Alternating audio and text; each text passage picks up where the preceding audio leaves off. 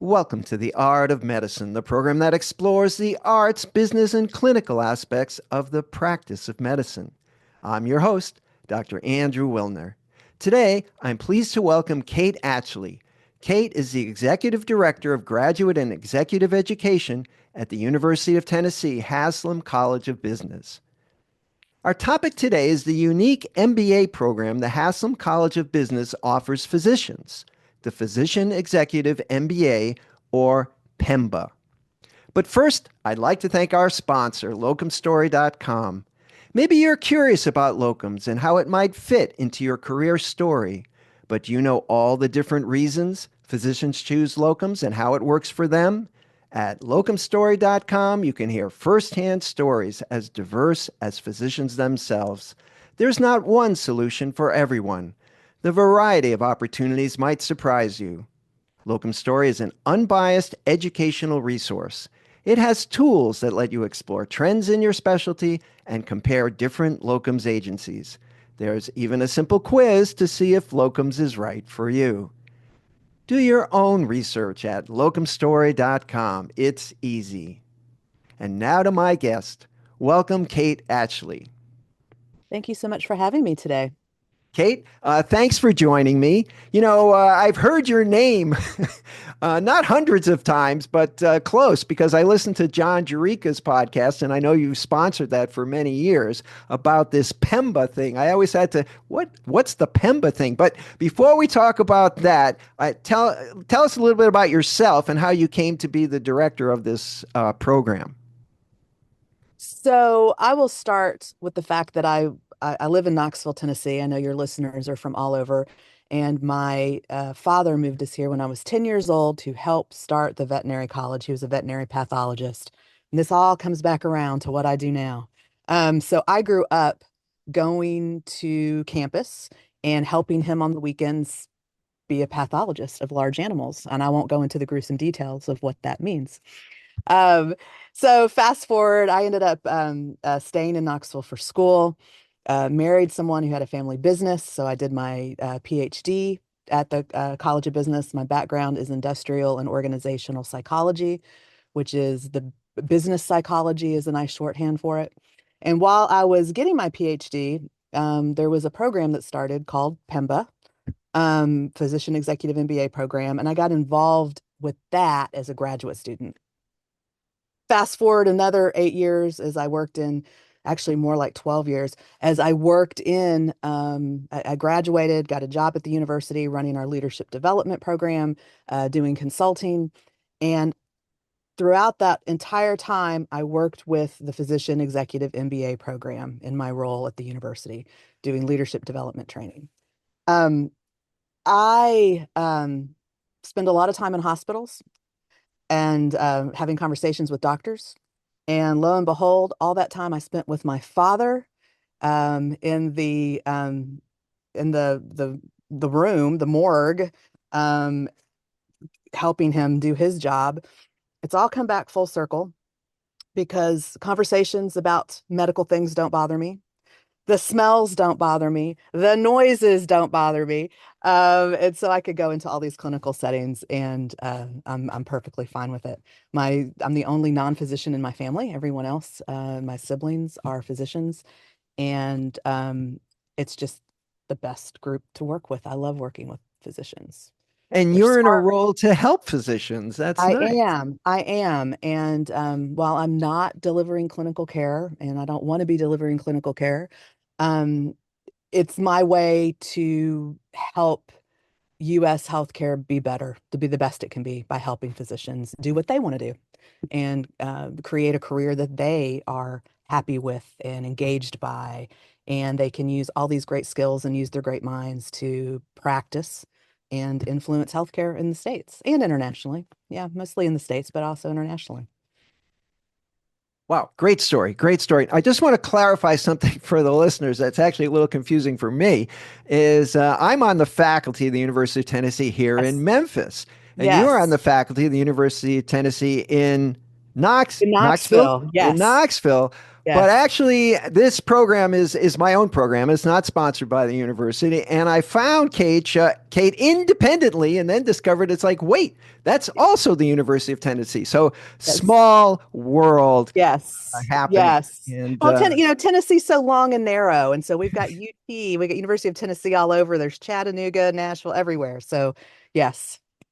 but it's nice to know that great things are happening at the University of Tennessee. That's Yeah. terrific. Yeah. And I work right now, I work in the Haslam College of Business. And that is an institution or a college within UT Knoxville that is growing leaps and bounds. We have the largest undergraduate population of any college there. We're building a second building because we've expanded so much. You're right. There are just a lot of great things going on at Haslam.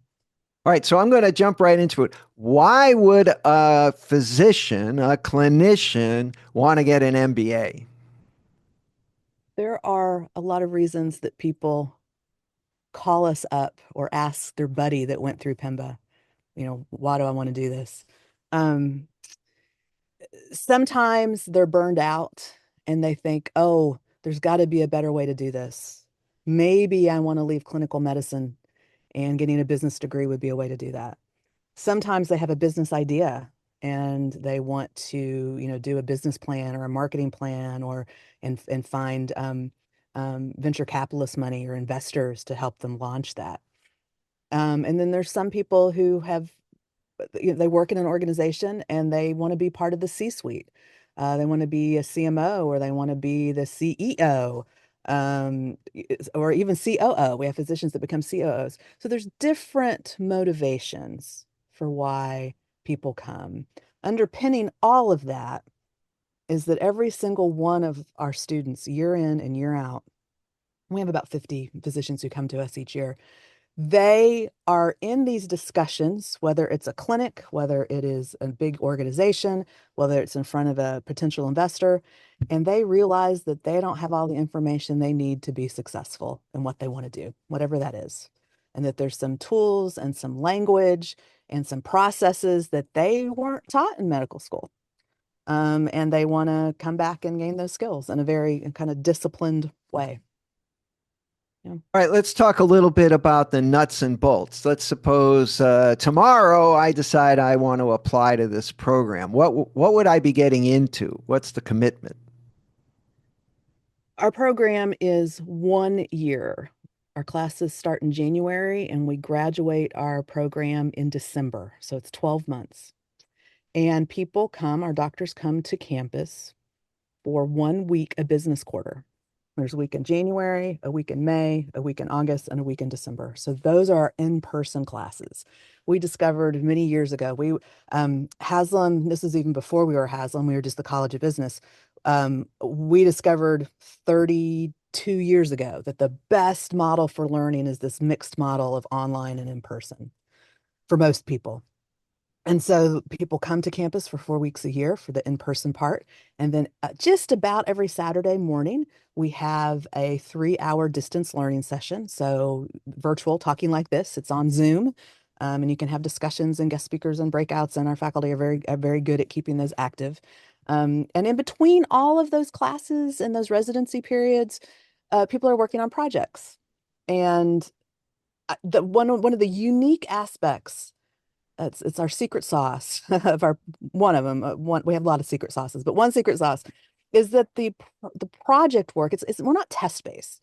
Physicians know how to take tests. You all are pretty good at studying and taking tests, right? And taking a test is not going to help you learn business or get you to where you want to go. So our curriculum is project based. Instead of having you work on a random case study or do problem sets out of a book, you're doing projects that are associated with where you are. Is it your clinic? Well, let's look at a process that you have and figure out how to streamline it. Are you part of a large organization? Let's do your customer value interviewing with actual customers to figure out what their motives are, what their motivations are, and how you can do better. Everything is tied back to where you are and what you want to do. A business idea, guess what? You're going to be working on your business idea all year and coming up with a business plan from nuts to bolts, right? From the actual idea to the marketing plan to the pro forma, the financial part you have to have, all of that. is what you're going to be taking what you're learning in class and applying it in real time. It helps you learn, and it helps you remember what you're learning. So during this time, would you say that most of the physicians are continuing their practice? Yes, they're working full time. It could be, depending on the specialty. Sometimes some specialties can arrange their schedule, 1 week on, 1 week off, and or get some folks to take calls on Saturday. Some people have had to reduce their clinical time for a little bit in order to make room for this. We designed this program 32 years ago using physicians as the focus group.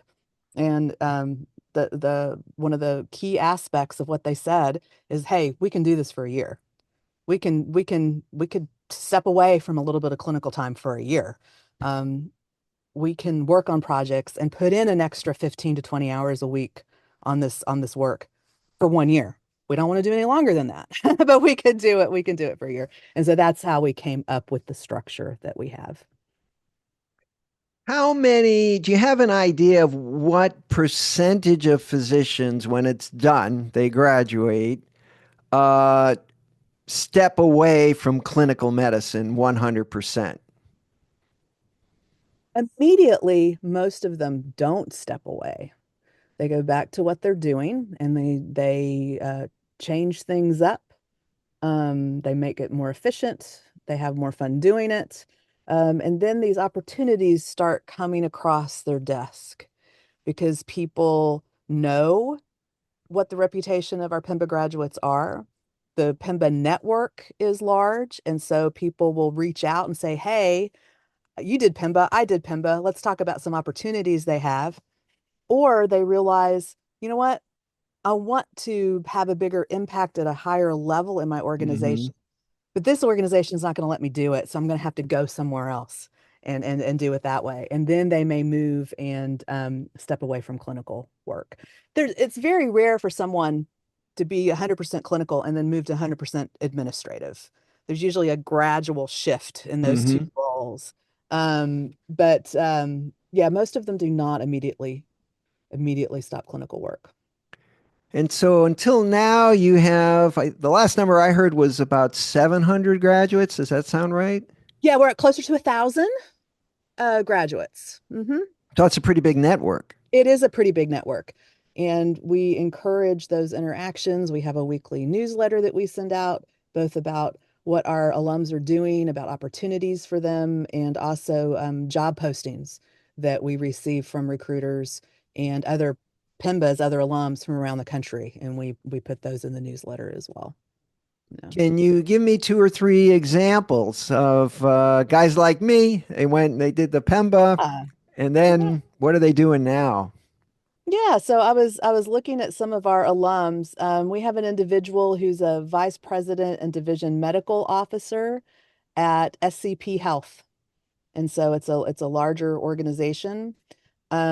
We have someone who is an entrepreneur who has started a data company related to medical issues, and he is still doing some locums work to pay the bills as that company gets up and going. But he's Well, that's much more one of our favorite than that. topics here is Yeah, that's what, locum yeah. tenens. Yep.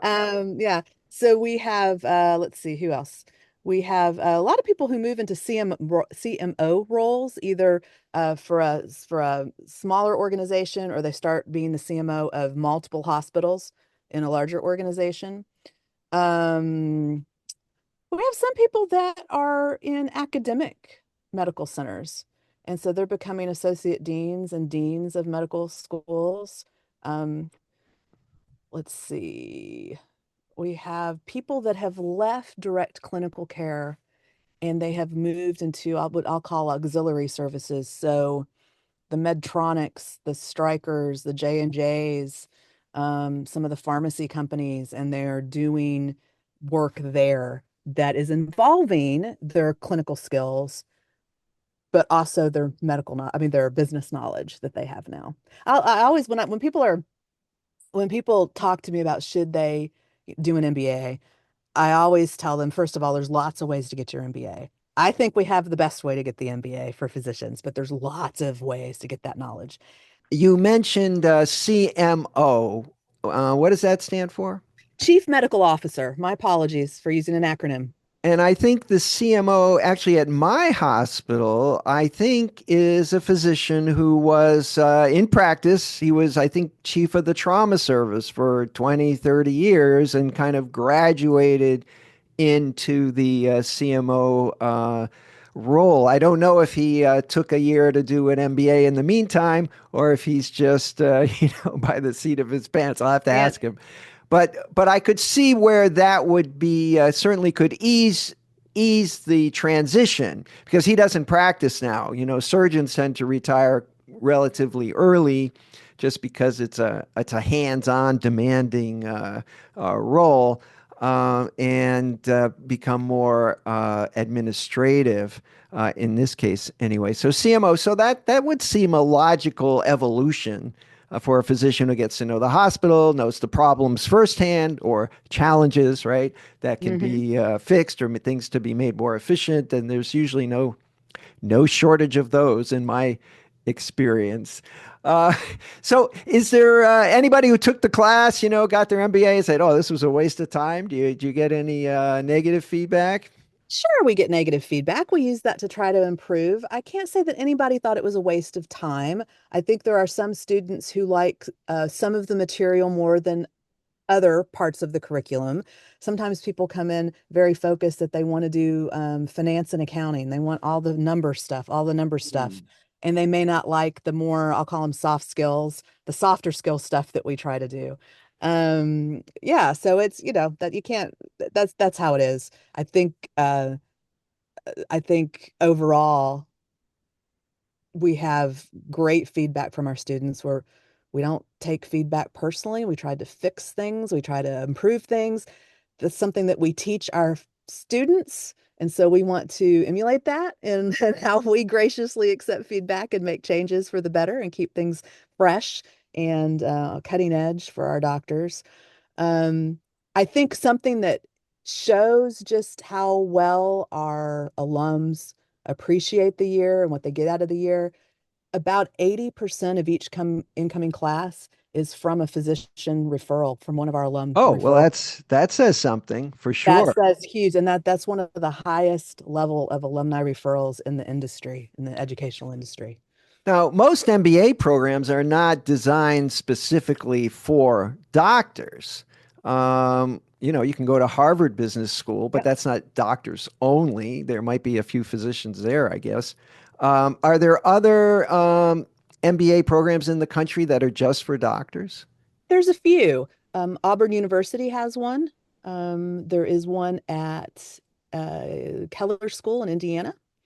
And those are our, I would say, our two competitors. It's friendly competition. Hmm. Our programs are set up differently, and so I think between those three, people can find the one that's the best fit for them logistically. So it works out well for everybody involved. Do you see this in as an MBA program? I'm sure you do long range planning, right? You have a Yeah. 5 year plan for the Haslam program for doctors. How do you see the program in the next 5? Is it growing, shrinking, staying the same? What's the demand?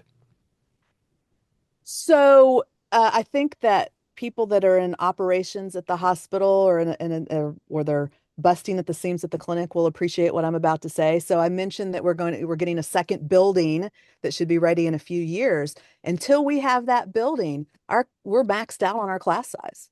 So we have Hmm. 45 to 50 positions a year, and that's what we have for the next few years because we don't have space to have more. I also think that's a really good cohort size because you can have team activities or group activities and move people around. You get to know all the students. Hmm. Faculty spend a lot of time with the students. We have a very high ratio of faculty time to students. Um, there's not a week that goes by that I don't hear from at least two or three of our alums and from current students. And so we want to keep that level of interaction. So I don't ever see this being, hey, let me have 900 physicians. Um, I consider myself brave. I don't know if I'm that brave to get in front of 900 physicians. I think 50 is a good number, but we could increase a little bit With the with new building, there's the the new build. potential. So there is Yeah, the demand for there sure. is the demand. There's definitely the demand for sure. Well, Kate, this has been very informative. Is there anything you'd like to add before we wrap up? If anyone is interested in thinking about getting an MBA or have some questions about it, please, they can contact me. I can put you in touch with an alum of our program that will give you the pros and cons and tell them their story about what they did and what they're doing with it. Getting being a physician and adding this to your skill set gets you into a whole new level. It's not additive, it's exponential in what you can do with it. Hmm. And as anybody can see from the state of healthcare and the economy, it's such a huge part of our economy. There are so many opportunities for physicians that have business knowledge to make an impact, however that can be. And you can end up creating the job that you want and the life that you want by taking all your smarts, your clinical smarts, and adding in some business smarts, and the door's open. Well, that's great, and I'll put your contact information in the show notes, and that's very generous of you to have people contact you directly. Well, Kate Atchley, thanks for joining me on the Art of Medicine. Thank you for having me. It was a very fun conversation. Before we close, I'd like to give another thanks to our sponsor, locumstory.com, a resource where providers can get real, unbiased answers about locum tenens. I'm Dr. Andrew Wilner. See you next time.